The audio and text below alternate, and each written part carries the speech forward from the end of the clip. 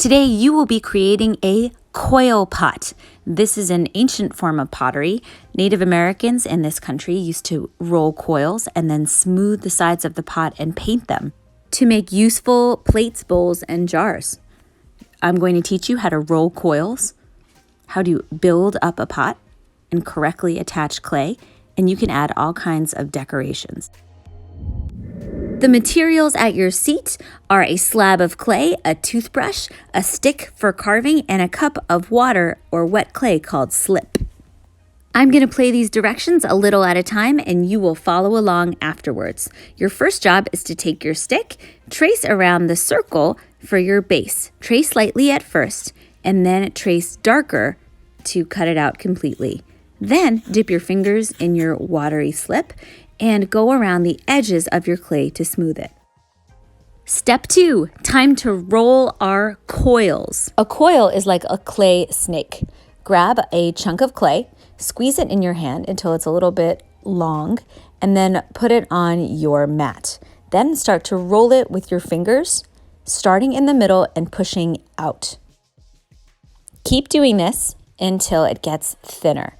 If it starts to feel kind of square and blocky on one side, just kind of push the top until it feels rounder and keep on going. You'll know your coil is done when it's a little bit thicker than your finger. Too thin and these will break. If you mess up a coil, squish it and start again. Once you've got a good coil, grab another piece of clay. If it starts to look cracked and dry, that means your clay is thirsty. So dip your finger in your water cup and smooth your coil out. You are going to be a factory and make as many of these as you can with your clay. When it is time to build with your clay, there are steps called the 4 S's: slip, score, stick, and smooth. You're going to use your toothbrush to slip and score. Stick your toothbrush into your water cup. Go around the edges of your circle and also the coil that you're attaching. Then press your coil onto your circle. Once you get to the edge of your coil, you can either cut it off or you can keep going around and around and around until it's time for a new piece. Push it so it's nice and strong. Then attach your next coil. Rough up the coil, rough up the place where it's going. So slip, score, stick, and this time I'm going to go around and over to my next layer. Remember to rough up those next coils so that it sticks.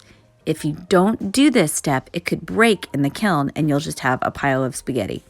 Cup your pot in your hands and that will even out the walls of your pot. If anything is cracked, you can add a little bit more water and kind of adjust the shape. Now, if you want to, you could try making some different types of coils. You can roll a skinny coil and you can curl it to make a spiral. Then you can slip, score, both places, stick and smooth it onto your pot.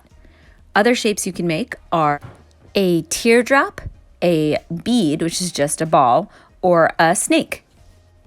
Here I'm attaching a bead. Make sure, again, you score both sides and use that slip. Now a snake.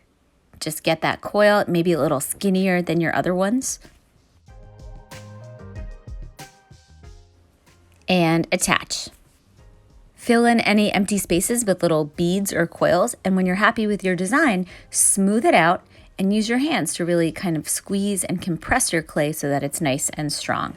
If you have time, you can use your extra clay to make a little animal or creature or something to add on top. Here I'm making a little snake, and you can also add texture by poking with a stick or scratching designs into your coils. Here's our cleanup procedure. First, make sure your name is on the piece of paper and on top of your work. Put it on the glass tray. Next, you're going to wash your hands in the big bucket. That is because clay should not go down the sink. It will ruin the pipes. After that, please take a wipe that will sanitize your hands and get rid of any germs. And then last, you may take a free coloring sheet and a couple of crayons from the coloring area.